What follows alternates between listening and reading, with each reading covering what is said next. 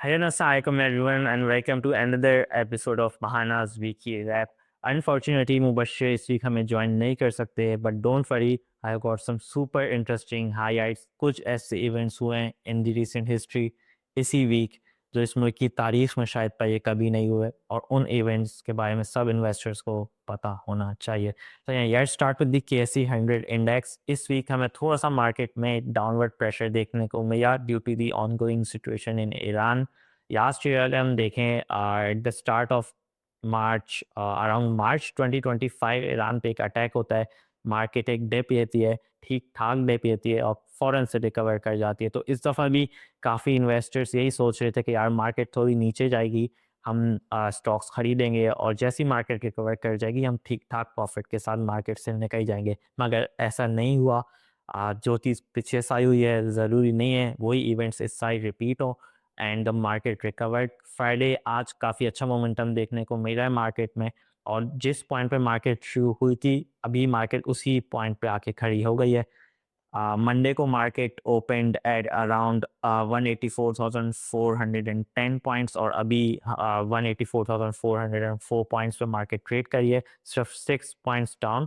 अगर हम थोड़ा सा जूम आउट करिए ना, सिर्फ 2.5 वीक्स में, खैर 2 वीक्स कहना भी मुनासिब होगा, सिर्फ 2 वीक्स में मार्केट ने हमें 6% रिटर्न दिया है. तो उसके बाद थोड़ी बहुत कंसोलिडेशन तो बनती है ना. चलिए यार, talk about the next major event जिसके बारे में सब बात कर रहे हैं, the state bank meeting on January 26. अभी से हमें काफ़ी एक्सपेक्टेशंस की समझ आ रही है एनालिस्ट की. अगर आप सेकेंडरी मार्केट में टी बेस की यील्ड देखें तो वो 50 पिप्स पॉलिसी रेट से नीचे ट्रेड कर रहे हैं.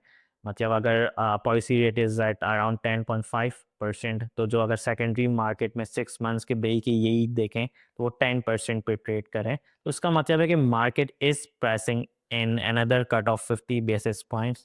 अब तो ये वक्त ही बताएगा कि इज द मार्केट राइट और state bank has another surprise.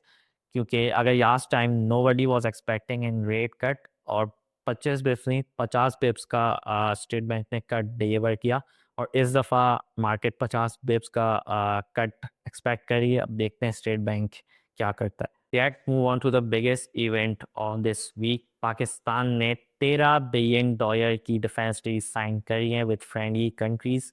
इतना बड़ा इवेंट है. देखें पाकिस्तान के जो स्टेट बैंक के पास रिजर्व्स हैं दैट आर अराउंड $16 बिलियन, और सिर्फ चंद हफ्तों में $13 बिलियन की डिफेंस डील साइन होना कोई छोटी बात नहीं है. अगर इसके आधे भी पैसे हमें मिल जाते हैं ना अगले 1-2 साल में, तो शायद हमें IMF प्रोग्राम से ही निकलने की आज़ादी मिल जाए. बट देखना पड़ेगा कि ये सिर्फ साइनिंग एग्रीमेंट तक बात रहती है या डॉलर इन्फ्लोज आते हैं पाकिस्तान में. क्योंकि चंद महीनों पहले एक काफ़ी बड़ा इवेंट हुआ था जो डिफेंस पैक्ट हुआ था बिटवीन पाकिस्तान एंड सऊदीया, और उसके बाद भी वो कह रहे थे कि काफ़ी इन्वेस्टिंग आएगी from the middle east. But अभी तक मेरे इंफॉर्मेशन में तो नहीं है कि कोई बड़ी डील साइन हुई हो या पाकिस्तान में कोई बड़ा प्रोजेक्ट सऊदी अरबिया ये कि आया हो. तो अब इन $13 बिलियन की डील्स को भी देखना पड़ेगा कि ये मटीरियलाइज करती हैं या नहीं करती.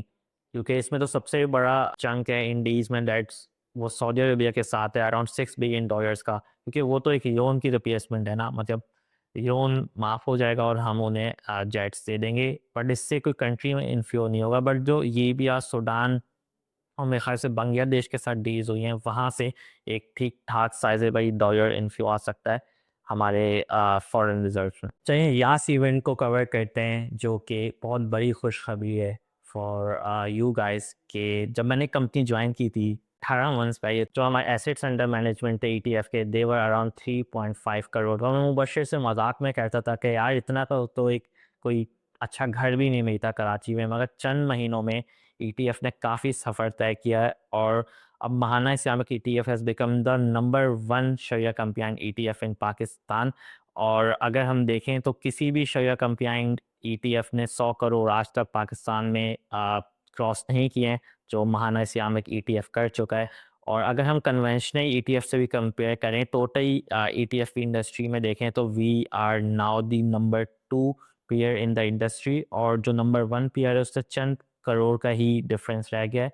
और जिस तरह हमारे AUMs इम्प्रूव कर रहे हैं शायद चंद हफ्तों में हमारा ETF will become the number 1 ETF in Pakistan.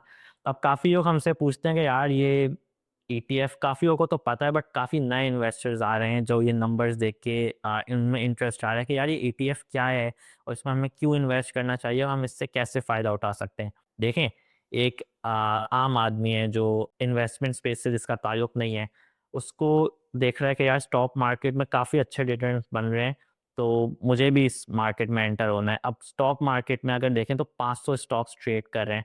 अब ये एक आम आदमी को क्या पता यार मैंने कौन सा स्टॉक रखना है, कब खरीदना है, कब बेचना है, तो काफ़ी कॉम्प्लेक्स टॉपिक्स हैं।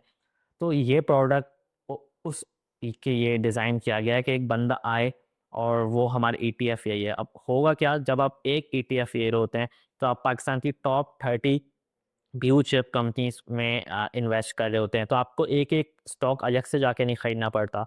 जब आप ईटीएफ में इन्वेस्ट कर रहे हैं, तो समझें आप पाकिस्तान की सब टॉप कंपनीज़ में इन्वेस्ट कर रहे हैं और फिर जब उन स्टॉक्स की प्राइस ऊपर उठेगी, तो ईटीएफ की प्राइस ऊपर उठेगी और जब उन स्टॉक्स की प्राइस नीचे जाएगी, तो ईटीएफ की प्राइस भी नीचे जाएगी। बट ये काफ़ी लेस रिस्की अप्रोच है इंडिविजुअल स्टॉक्स में ट्रेड करने से, क्योंकि अगर कुछ स्टॉक्स ऊपर जा रहे होते हैं, तो कुछ स्टॉक्स नीचे जा रहे होते हैं, जो नेट इफ़ेक्ट होता है ना, उसमें आपकी बचत हो जाती है। तो जब मार्केट नीचे जाती है, तो जितना इंडिविजुअल स्टॉक्स नीचे जाते हैं, उतना ईटीएफ नीचे नहीं जाता, क्योंकि कुछ स्टॉक्स वो डाउनवर्ड प्रेशर एब्ज़ॉर्ब कर लेते हैं। तो अगर आप लॉन्ग टर्म के इन्वेस्ट कर रहे हैं, आपको रोज़-रोज़ एक्सेल शीट्स में अपना दिमाग नहीं ख़राब करना, आपको कंपनीज़ की अर्निंग्स नहीं फ़ोरकास्ट करनी, तो आप हर मंथ थोड़ा-थोड़ा से ईटीएफ लेके बैठ जाएँ और आपको अच्छा रिटर्न मिलेगा, क्योंकि सिंस इंसेप्शन अगर देखें तो 18 मंथ्स में ईटीएफ ने 117% रिटर्न दिया है। और इंशाल्लाह अगर इसी तरह स्टॉक मार्केट की परफॉर्मेंस चलती गई, अगर हम पिछले 20 सालों में देखें, तो अराउंड जो हमारी मार्केट ने रिटर्न दिया है, दैट्स अराउंड 18 टू 19%। 18 टू 19% जो लोग कंपाउंडिंग समझते हैं, ये बहुत बड़ा नंबर है।